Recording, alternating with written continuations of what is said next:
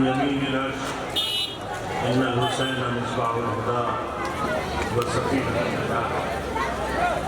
ہمارے آخری نبی محمد مصطفیٰ کا ارشاد گرامی ہے، بے شک حسین ہدایت کا چراغ ہیں اور نجات کا سفینہ ہے۔ ابتدا میں ارشاد ہوتا ہے کہ عرش کی بلندیوں پر داہنے سمت لکھا ہوا ہے، یعنی بات یہاں کی نہیں ہو رہی ہے بلکہ ہمارے نبی ارشاد فرماتے ہیں کہ جتنا حسین کا چرچا یہاں ہے اس سے کہیں زیادہ حسین کا تذکرہ وہاں ہے، اور اسی لیے عرش کی بلندیوں پر داہنی طرف لکھا ہوا ہے کہ حسین سفینہ نجات ہیں، حسین چراغ ہدایت ہیں۔ بس عزیزوں، شاعر نے بھی کیا خوب کہا ہے کہ دنیا ہے بس نام ہے اونچا حسین کا، دنیا ہے بس نام ہے اونچا حسین کا، تا بام عرش بول ہے بالا حسین کا، نقارے فوج شام کے خاموش ہو گئے، بجتا ہے اب زمانے میں جنگ کا حسین۔ صلوات علیہ محمد علیہ۔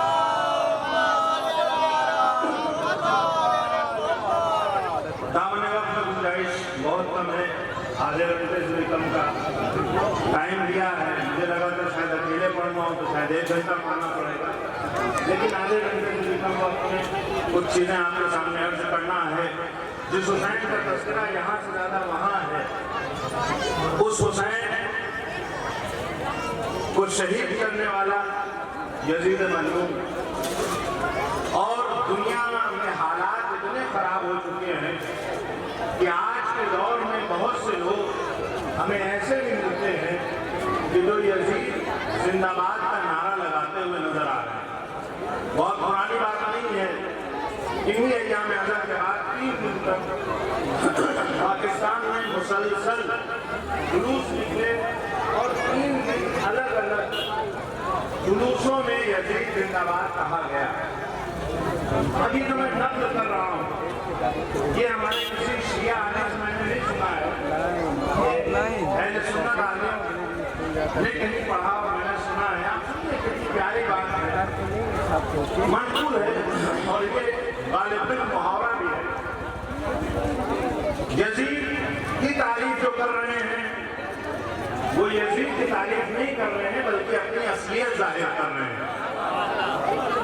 جو حسین کا نام لیتے ہیں وہ حسین کا نام نہیں لیتے ہیں بلکہ اپنے خون کے حلال ہونے کا ثبوت دیتے ہیں۔ کچھ سنی عالم دین اپنے شیعہ عالم دین کی بات نہیں، اس لیے یاد نہ سوچیں یہ سنیوں نے نعرہ لگایا ہے، یہ یاد رکھیے امام حسین علیہ السلام کو ہم چاہنے والے ہیں، کیا چاہنے والے ہیں، سنی بھی چاہنے والے ہیں، یعنی امام حسین علیہ السلام کو چاہنے والے شیعہ بھی ہیں اور سنی بھی ہیں۔ خوب تاجداری ہمارے ہندوستان میں ہوتی ہے۔ یہ جو یزید کی تعریف کرنے والے ہیں یہ نہ سنی ہیں نہ یہ شیعہ ہیں بلکہ یہ لوگ ناصبی ہیں۔ جو ناصبی ہے وہی یزید کی تعریف کر سکتا ہے، کوئی اور جو سنی ہو وہ کبھی بھی امام حسین کی مخالفت میں یزید کی تعریف نہیں کرے گا۔ یہ سنی عالم دین کہتے ہیں، بہت اچھی مثال دی ہے شریعت میں۔ اب ممبر سے اس طرح کی چیزیں اکثر ہم لوگ پرہیز کرتے ہیں کہ نام نہ لیے جائیں نجس جانوروں کے، لیکن جب یزید کا نام لے لیتے ہیں تو ان کا بھی نام لیا جا سکتا ہے۔ ہمارے یہاں لوگ نجس العین کی چیز ہے، نجاست مولانا بہتر جانتے ہیں، وہ نجاسات میں نجس العین ایک کتا ہے جسے نجس العین کہتے ہیں۔ وہ کہتے ہیں کہ اگر کوئی یہ چاہے کہ کتے کو پانی ڈال کے پاک کر دے تو جو کتے کو پاک کرنا چاہ رہا ہے وہ کتے کو پاک نہیں کرتا ہے، خود اپنے آپ کو پلید اور نجس کر لیتا ہے۔ بس یہی معاملہ یزید کی حمایت کرنے والوں کا ہے۔ یہ یزید کو رضی اللہ کہتے تو ہیں لیکن یہ یزید کو رضی اللہ بنا نہیں پاتے ہیں، خود لعنت اللہ پر کرتے ہیں۔ صلوات علیہ محمد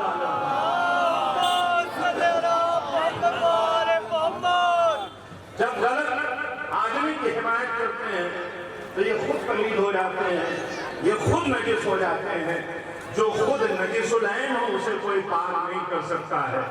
لہذا یزید کی حمایت میں جو بھی آگے آ رہا ہے، وہ جو ہم پر بدتر الزام لگا رہے تھے، امام حسین کو شہید کرنے والے خود شیعہ ہیں، انہی نے مارا ہے اور یہی روتے ہیں۔ لیکن آج جب روڈ پر آ کر انہوں نے یزید کی حمایت میں نعرہ لگایا تو ہم پر سے یہ الزام بھی ہٹ گیا کہ مارنے والا کون ہے اور رونے والے کون ہیں۔ صلوات پڑھنے پر محمد۔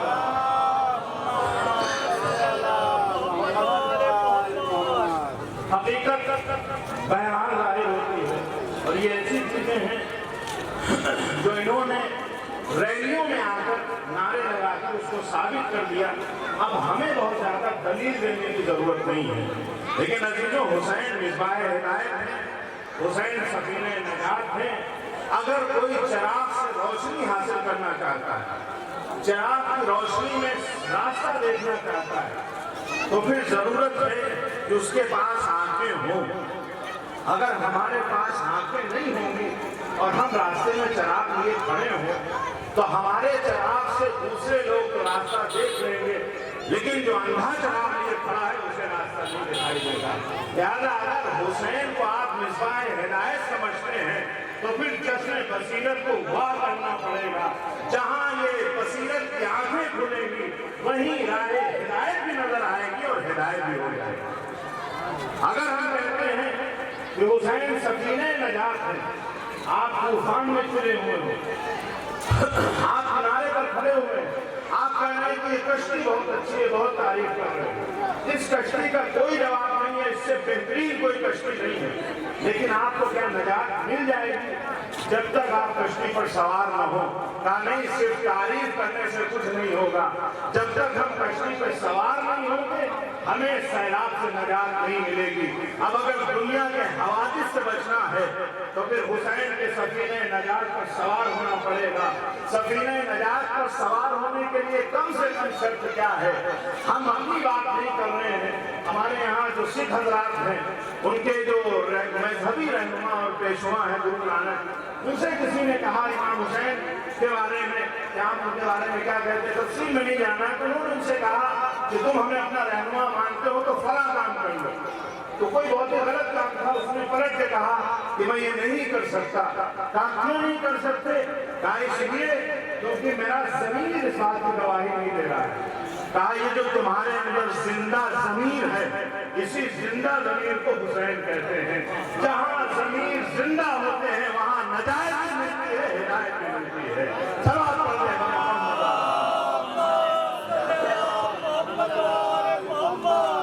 تو عزیزوں ہمارے پاس حسین ہے، ہمارے لیے حسین چراغ ہدایت بھی ہیں، ہمارے لیے حسین سفینہ نجات بھی ہیں۔ جن ایام میں مجلسیں ہو رہی ہیں بڑا سخت اور صبر آزما دور، اور ہمیں بہرحال احتیاط کا دامن ہاتھوں سے نہیں چھوڑنا چاہیے۔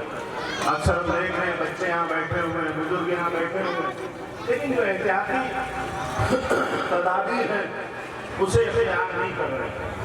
کوئی اگر یہ سوچتا ہے کہ ہم فرش اعضا پر آ کر بیٹھ گئے یہ کہہ کے کہ امام حسین کی مجلس ہے جو ہونا ہوگا ہوگا، نہیں عزیزوں، ایک مومن عقل مند ہوتا ہے، شجاعت اور حماقت میں بڑا فرق ہوتا ہے۔ ہم کبھی کبھی حماقت کو شجاعت کا نام دے دیتے ہیں، نہیں، اگر ہم عزادار ہیں تو ہمارے لیے فرض ہے کہ ہم اپنی بھی جان کی حفاظت کریں اور ہماری وجہ سے کسی عزادار کی بھی جان پر نہیں بننا چاہیے، کیونکہ جو حسینی درسگاہ ہے وہاں کا سب سے پہلا درس یہ ہے کہ ہمیں لوگوں کی جان کو بچانا ہے، کسی کی جان کو خطرے میں نہیں ڈالنا ہے۔ عزیزوں کربلا نے انسانیت کی جان بچائی ہے، کربلا سے انسانیت کو جلا ملی ہے، کربلا سے انسانیت کو بقا ملی ہے۔ دامن وقت میں گنجائش نہیں ہے، میں بہت تفصیل سے عرض نہیں کر سکتا، لیکن ہماری ذمہ داری یہ ہے کہ ہم اپنی مجلسوں سے ایک ایسا پیغام دیں کہ جو تمام قوموں کے لیے رہنما پیغام ہو، تمام لوگوں کے لیے ایک بہترین پیغام ہمارے فرش اعضا سے جائے۔ عزیزوں، جن لوگوں نے یہ جلوس منعقد کیا ہے، جو لوگ مجلس کر رہے ہیں، آج इजाजत नहीं है बहुत ज्यादा लोगों के जमा होने की। लेकिन आप कभी ये ना सोचिएगा कि अगर भीड़ कम है तो हमारे यहाँ जगह में कोई कमी हो जाएगी। अगर ऐसा हम सोचने लगे तो एक वो शिया, एक वो हुसैनी जो किसी गांव में कहीं अकेला रहता है और सिर्फ अपने घर वालों के दरमियान बैठकर मजलिस करता है, तो फिर क्या उसके मजलिस की जजा हमारे हजारों की भीड़ वाली मजलिस से कम है? नहीं अजीजों, यहाँ जज्बे परखे जाते हैं। कभी कभी एक आदमी अकेला मजलिस करता है और वो एक अकेले आदमी की मजलिस हजारों की मजलिसों पे भारी होती है। यहाँ दिल देखे जाते हैं, यहाँ जज्बे देखे जाते हैं। इमाम हुसैन अलैहिस्सलाम ने एक अजीम कुर्बानी पेश की है। अजीजों, करबला के मैदान में इमाम हुसैन अलैहिस्सलाम ने अपना सब कुछ निछावर कर दिया।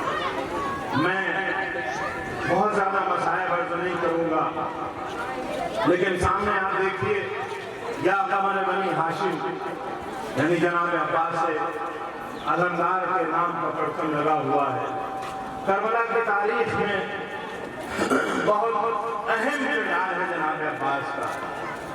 जनाब अब्बास की इमाम हुसैन अलैहिस्सलाम को कितनी अहमियत है, इसका अंदाजा हमें इससे होता है कि जब हुसैन के सामने अली अकबर आए हैं तो हुसैन ने मरने की इजाजत दे दी। हुसैन के सामने कासिम आए, मरने की इजाजत दे दी। हुसैन के सामने और मोहम्मद आए, हुसैन ने मरने की इजाजत दे दी। लेकिन जब अब्बास अलमदार आए तो हुसैन ने कहा, नहीं भैया, तुम हमारे लश्कर के अलमबरदार हो। हुसैन क्यों अब्बास को इजाजत नहीं दे रहे हैं? क्योंकि करबला के मैदान में जिसके चेहरे को देख के हुसैन का दिल सबसे ज्यादा मजबूत होता है वो जनाब अब्बास। आप तारीख उठाकर देख लीजिए, जब इमाम हुसैन मदीने से चले, कासिम मौजूद थे, जनाब अली अकबर मौजूद थे और मोहम्मद मौजूद थे, दूसरे तमाम बनी हाशिम मौजूद थे। लेकिन जब घोड़े पे सवार होना है तो एक बार हुसैन ने अब्बास को आवाज दी, ए भैया अब्बास आओ, मुझे घोड़े पे सवार करो। जब इमाम हुसैन अलैहिस्सलाम दरबार में गए हैं तो उस दरबार में इमाम हुसैन किसको लेकर गए हैं? ए भैया अब्बास, तुम बाहर खड़े रहना, जब मेरी आवाज बुलंद हो तब तुम अंदर आना। जब इमाम हुसैन को लश्कर से बात करना है, कौन जाएगा बात करने, कौन जाएगा एक शब्द के लिए इबादत की इजाजत लेने? ए भैया अब्बास, तुम जाओ और बात करके आओ। हुसैन का कितना बड़ा सहारा है, हर मुश्किल में हुसैन ने अब्बास को याद किया है। इसीलिए हुसैन ने सबको इजाजत दी है, लेकिन अब्बास को आखिरी वक्त तक इजाजत नहीं दी है। और जब आखिरी वक्त आ गया है, अब्बास तन्हा है, ये मौला मरने की इजाजत दीजिए। ये भैया अब्बास, तुम तो मेरे लश्कर के अलमबरदार हो। ये भैया, अब वो लश्कर कहाँ रहा जिसके अलमबरदारी करता था? एक बार इमाम हुसैन ने कहा, अच्छा जाओ बच्चों के लिए पानी की सबील कर दो। जनाब अब्बास गए हैं, मशक़ सकीना दी है, बच्चे दरे खैमा में आकर खड़े हो गए हैं। सकीना ने सारे बच्चों को जमा कर लिया, सिर्फ मशक़ लेकर नहीं आई है, साथ में छोटे छोटे बच्चों को लाई है। देखो, मैं तुमसे न कहती थी कि तुम्हारी प्यास बुझाई जाएगी, अब मेरा चचा पानी लेने जा रहा है, अब तुम्हारी प्यास बुझ जाएगी।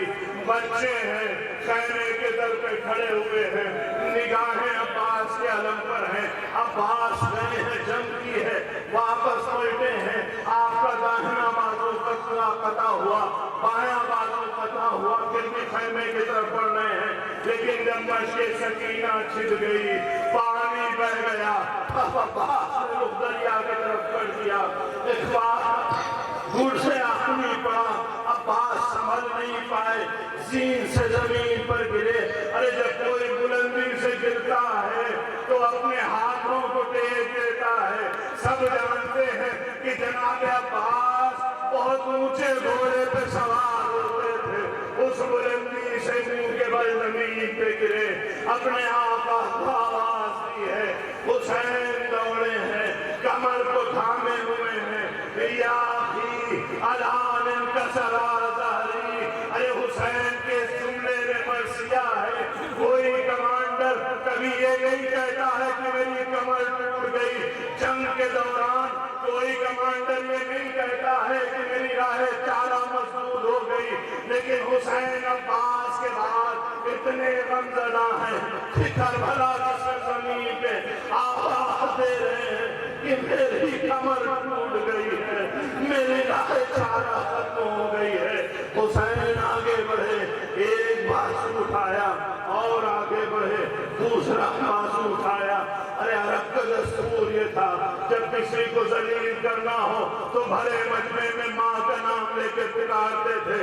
اشقیاء سے ایک آواز آتی ہے، ماذا تفعل یا ابن الزہرا، اے زہرا کے لال مقتل میں کیا کر رہے ہو؟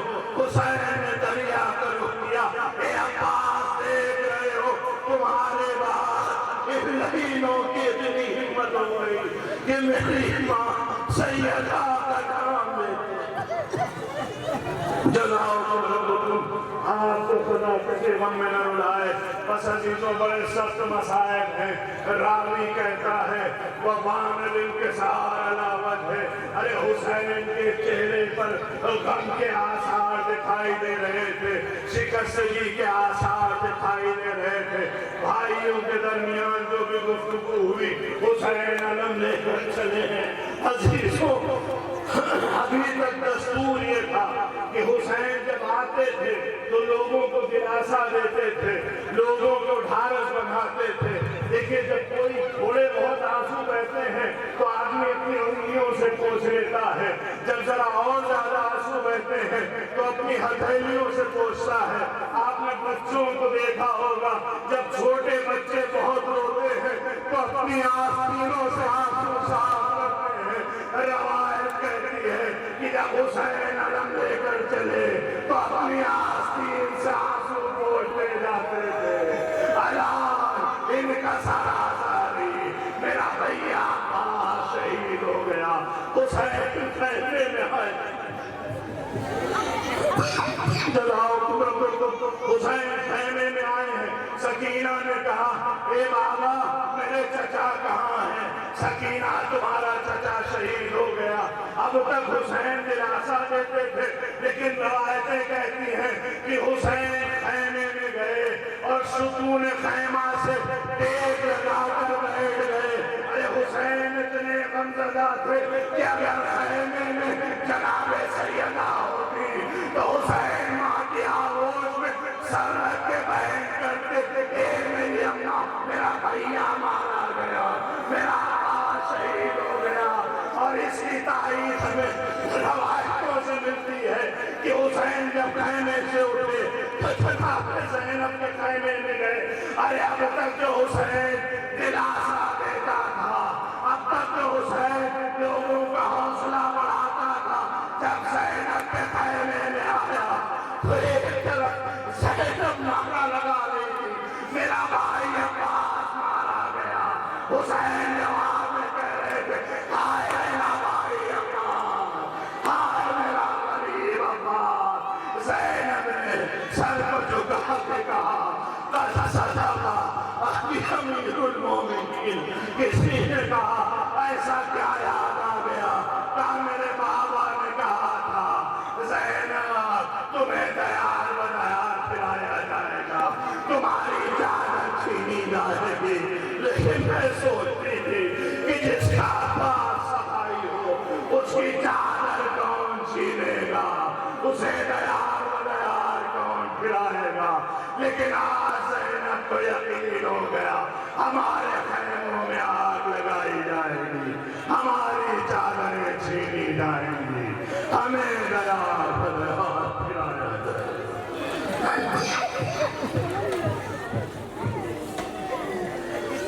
سيعلم الذين ظلموا أي منقلب ينقلبون إنا لله وإنا إليه راجعون۔ بار الہ ہمارے ناسوں کا نذرانہ قبول فرما، بار الہ ہمارے اس مختصر سے عبادت کو قبول فرما۔ بار الہ جو یہاں پر بیمار ہیں تجھے اس ذکر کا واسطہ